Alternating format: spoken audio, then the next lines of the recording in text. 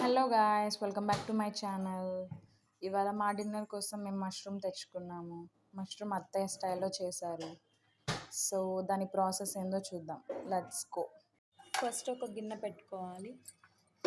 అందులోకి తగినంత oil add చేసుకోవాలి. ఆయిల్ కాగాక ఆనియన్స్ వేసుకొని వాటిని మంచిగా గోల్డెన్ బ్రౌన్ వచ్చేదాకా వేయించుకోవాలి.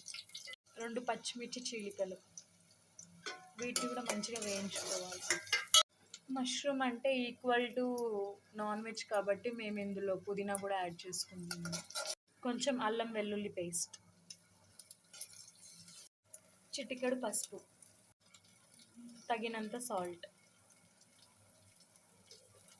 అత్తయ్య ఆల్రెడీ మష్రూమ్స్ నీట్గా క్లీన్ చేసి పెట్టారు. ఇవి ఆ మసాలాలోకి యాడ్ చేద్దాం. కలుపుకొని కొంచెం ఆయిల్లో మగ్గనిద్దాం. చూడండి, చాలా వాటర్ రిలీజ్ అయ్యాయి. సో మనం అందుకనే తక్కువ ఉప్పు వేసుకోవాలి.